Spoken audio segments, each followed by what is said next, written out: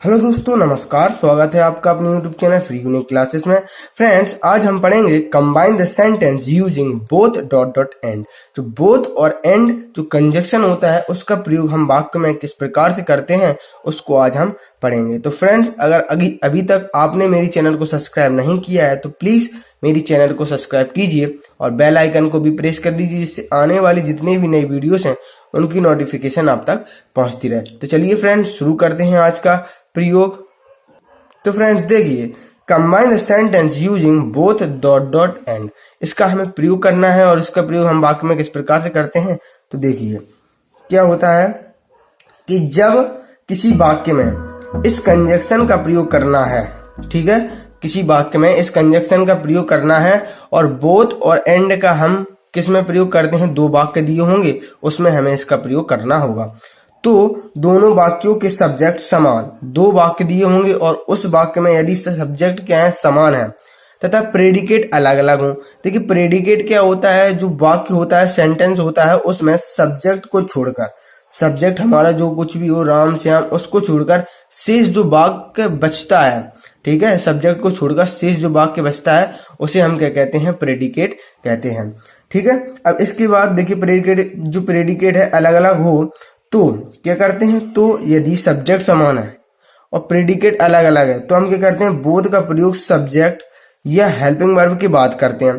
ठीक है, इसका जो बोथ का प्रयोग सब्जेक्ट या हेल्पिंग वर्ब की बात करते हैं तथा समान शब्दों को हटाकर जो समान शब्द होते हैं उनको हटाकर दूसरा वाक्य एंड से जोड़ देते हैं। ठीक है, इसके बाद अब देखिए एग्जाम्पल से आप समझेंगे।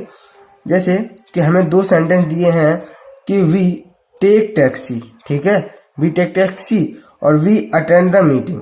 अब देखिए इसमें क्या है, सब्जेक्ट इसमें समान है, वी है, और प्रेडिकेट अलग अलग है। देखिए इसमें टेक टैक्सी मैंने क्या कहा, सब्जेक्ट को छोड़कर जितना भी जो शेष वाक्य बचता है उसे हम प्रेडिकेट कहते हैं। तो इसमें भी देखिए प्रेडिकेट ए अलग है, ए अलग है, तो प्रेडिकेट अलग अलग हो लेकिन सब्जेक्ट समान हो, सब्जेक्ट समान हो तो बोथ का प्रयोग सब्जेक्ट, जो बोथ है इसका प्रयोग, जो बोथ का प्रयोग हम सब्जेक्ट के हम वी या बी के बात करते हैं। अगर यहाँ पर कुछ सहायक क्रिया होती है, ऐसे मान के चलिए ही इज होती तो इज के बात करते हैं, ठीक है ना, अगर इस प्रकार से। तो बोथ का जो प्रयोग है हम सब्जेक्ट या हेल्पिंग वर्ब के बाद करते हैं तथा समान शब्दों को हटाकर दूसरा वाक्य एंड से जोड़ देते हैं। ठीक है, तो चलिए इसका प्रयोग देखते हैं।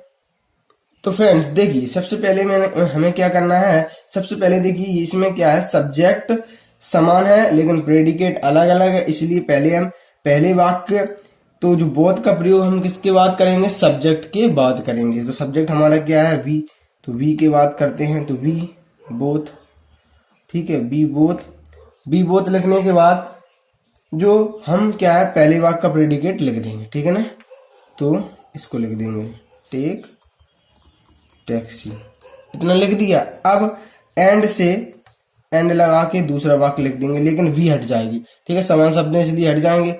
बी के बाद इसको इस प्रकार से लिख देंगे, अटेंड द मीटिंग। इस प्रकार से हमारा ये वाक्य हो जाएगा। इसी प्रकार दूसरा वाक्य देखते हैं, ये है देखिए दूसरा वाक्य।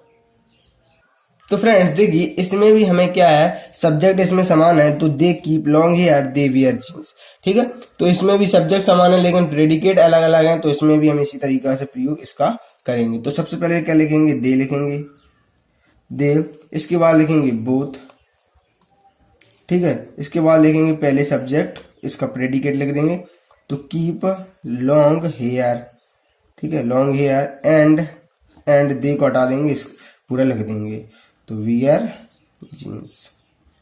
इस प्रकार से हम इसको बना देंगे। चलिए फ्रेंड्स एक और एग्जांपल देखते हैं। तो फ्रेंड्स देखिए तीसरा एग्जांपल है कि he is intelligent, he is hard working, ठीक है ना।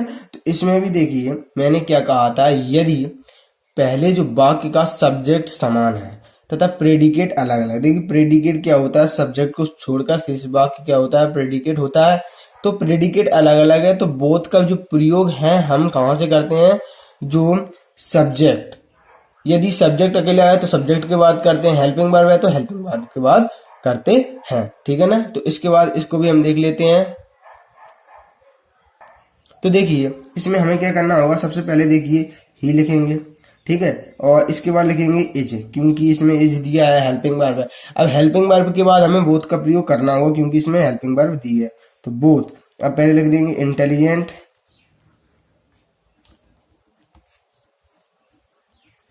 इसके बाद लिख देंगे हार्ड वर्किंग, ठीक है। और समान शब्दों को हमने हटा दिया है, तो हार्ड वर्किंग, ठीक है। इस प्रकार से ये भी सेंटेंस हमारा बन जाएगा। अब तो इस प्रकार से हमारा ये सेंटेंस बन जाएगा। इसके बाद हम देखते हैं इसका दूसरा पार्ट। तो फ्रेंड्स देखिए, नोट मतलब नोट अर्थात इसका दूसरा पार्ट कैसे देखते हैं। इसमें क्या होगा, यदि दोनों वाक्य के सब्जेक्ट अलग अलग हैं, देखिए पहले क्या था, सब्जेक्ट समान थे, अब सब्जेक्ट अलग अलग होंगे, तथा प्रेडिकेट समान है, ठीक है। प्रेडिकेट कैसा है, समान है, ठीक है। तो बोथ का प्रयोग सबसे पहले करते हैं। यदि सब्जेक्ट अलग अलग है तथा प्रेडिकेट समान है तो हम बोथ का प्रयोग सबसे पहले करते हैं, तथा दूसरे वाक्य के सब्जेक्ट को छोड़कर, दूसरा जो वाक्य होगा उसके सब्जेक्ट को छोड़कर शेष वाक्य को हटा देते हैं, तथा दूसरा वाक्य एंड से जोड़ देते हैं, लेकिन सहायक क्रिया बहुवचन में आ जाती है, ठीक है। इस प्रकार से आपको समझ में आ गया। तो फ्रेंड्स इसकी कुछ हम एग्जाम्पल देखते हैं। तो फ्रेंड्स देखिए, जैसे कि हमें दो सेंटेंस दिए हुए हैं कि teacher is going to school, student is going to school. तो जो टीचर और स्टूडेंट दो अलग अलग हैं, मतलब सब्जेक्ट अलग अलग है लेकिन प्रेडिकेट समान है। Is going to school, is going to school, ठीक है। तो ये हमारे जो प्रेडिकेट एकदम समान है लेकिन सब्जेक्ट अलग अलग है, इसलिए हम क्या करते हैं, तो बोथ का प्रयोग जो सबसे पहले करते हैं, तो बोथ पहले लिखेंगे, एक बात। दूसरी के तथा पहले वाक्य के सब्जेक्ट, जो पहला वाक्य का सब्जेक्ट क्या है, टीचर, टीचर को छोड़कर शेष वाक्य को, जो जितना भी वाक्य है उसको हम हटा देते हैं, ठीक है, हटा देता था। दूसरे वाक्य को हम पूरा एंड से जोड़ देते हैं, दूसरा वाक्य एंड लिखेंगे और पूरा वाक्य दूसरा एंड से हम जोड़ देते हैं, लेकिन जो सहायक क्रिया क्या है, बहुवचन में आ जाती है। अगर इज है तो आर बन जाएगी, इस प्रकार से बहुवचन में आ जाती है। तो फ्रेंड्स देख लेते हैं। तो देखिए सबसे पहले बोथ लिखेंगे, ठीक है। तो जिसमें क्योंकि जो इसमें सब्जेक्ट अलग अलग है इसलिए हम बोथ लिखेंगे, और इसके बाद जो प्रेडिकेट सब्जेक्ट अलग अलग हैं लेकिन प्रेडिकेट क्या है, समान है, इसलिए, ठीक है, तो बोथ लिख देंगे। अब इसी प्रकार टीचर, पहले जो वाक्य का सब्जेक्ट लिखेंगे और दूसरे वाक्य के प्रेडिकेट को पूरा हटा देंगे, ठीक है। पहले वाक्य के प्रेडिकेट को हटा देंगे, टीचर लिख देंगे। अब दूसरा वाक्य हम एंड करके, एंड स्टूडेंट, लेकिन जो हेल्पिंग वर्ब है वो किसमें, बहुवचन में आ जाएगी। तो यहाँ पर आ जाएगी आर गोइंग टू स्कूल, इस प्रकार से आ जाएगी, ठीक है। इस प्रकार से हम और उदाहरण देख लेते हैं फ्रेंड्स। देखिए, तो एक एग्जांपल आपको दिया है, they are teaching English, we are teaching English. तो सबसे पहले इसमें भी देखिए सब्जेक्ट अलग अलग है लेकिन प्रेडिकेट समान है, तो इसीलिए बोथ का प्रयोग पहले कर देते हैं। तो बोथ, दे, पहले वाक्य के सब्जेक्ट को लिखेंगे तथा प्रेडिकेट को, पहले वाक्य के प्रेडिकेट को हटा देंगे, ठीक है, एंड लिखेंगे। अब दूसरे वाक्य के सब्जेक्ट को लिखेंगे, ठीक है। जो हेल्पिंग वर्ब तो बहुवचन में आएगी क्योंकि ये भी प्लूरल, ठीक है। यहाँ पर आर आ जाएगी और यहाँ पर इस प्रकार से लिख देंगे, टीचिंग इंग्लिश, ठीक है। इस प्रकार से ये भी कर लेंगे और इस प्रकार से इस एग्जाम्पल को भी हम कर लेंगे। क्या है कि सुनील स्पीक्स इंग्लिश वेल और his friend speaks English well, ठीक है। तो इसमें भी हम क्या करेंगे, सबसे पहले देखिए यहाँ पर देखिए सब्जेक्ट सुनील है, हिज फ्रेंड मतलब सुनील और उसके मित्र दोनों अलग अलग है ना, लेकिन प्रेडिकेट एकदम समान है, तो इसलिए बोथ का प्रयोग पहले करेंगे कि both Sunil and his friend, उसके मित्र, स्पीक, ठीक है, स्पीक इंग्लिश वेल। देखिए स्पीक इंग्लिश वेल क्यों आएगा, क्योंकि स्पीक में अब एस नहीं लगेगा क्योंकि यहाँ पर बहुवचन बन गए, ठीक है। तो दोनों बहुवचन होगा, सुनील और उसके मित्र, मतलब दो से अधिक, जब एक से अधिक हो जाते मतलब बहुवचन हो गया, तो इसलिए हम इसमें एस या एस का प्रयोग नहीं करते हैं। तो इस प्रकार से ये वाक्य भी बन जाएगा। तो फ्रेंड्स देखते हैं तीसरा पार्ट, तीसरा नोट्स भी देख लेते हैं। तो फ्रेंड्स देखते हैं, यदि हमारे, देखो तीसरे नोट में क्या है कि यदि हमारा पहला और दूसरा वाक्य, देखिए पहला और दूसरा वाक्य पूर्णतः भिन्न है, मतलब पूरी तरीके से अलग अलग है, तो पहले वाक्य के शुरू में बोथ, ठीक है, बोथ लगाकर पहले वाक्य शुरू में बोथ लगाकर दूसरा वाक्य एंड से जोड़ देते हैं। इसमें कुछ नहीं करना है। सबसे पहले देखिए, they are going to school, मतलब वे स्कूल जा रहे हैं, और वी आर प्लेइंग मैच, और हम मैच खेल रहे हैं। दोनों बिल्कुल अलग अलग हैं, सब्जेक्ट भी अलग, प्रेडिकेट भी अलग, इसमें भी सब्जेक्ट अलग, इसमें प्रेडिकेट अलग। तो जब आपको दोनों वाक्य अलग दिखें तो कुछ नहीं करना है, सबसे पहले बोथ लिख देना है। पहला वाक्य लिख देना है कि they are going to school, and इसके बाद हम दूसरा वाक्य लिख देंगे कि वी आर प्लेइंग मैच। ठीक है, इस प्रकार से आपको लिख देना। इसी प्रकार इसमें भी बताया है कि माई मदर कुक्ड फूड और दे आर बिजी। ठीक है, तो ये अलग अलग है। ठीक है, इसमें भी हम लिख देते हैं कि both my mother cooked food and they are busy.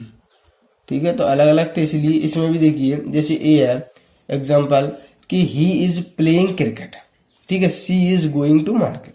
तो बहुत बढ़िया। तो इसमें भी हम क्या कर देंगे, पहले तो लिख देंगे बोथ, और he is playing cricket and she is going to market. ठीक है, मार्केट। इस प्रकार से हम लिख देंगे और इस प्रकार से हम बना लेंगे। ठीक है, तो इस प्रकार से आप इसका स्क्रीनशॉट भी ले सकते हैं। तो फ्रेंड्स, आप पहले इसका स्क्रीनशॉट ले लीजिए, पहले भाग का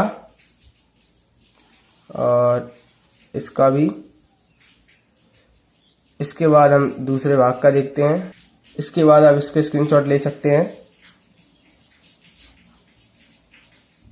इसके बाद इसका भी। इसके बाद हम तीसरे पार्ट का देखते हैं। इसका भी स्क्रीनशॉट ले सकते हैं आप, और इसका भी।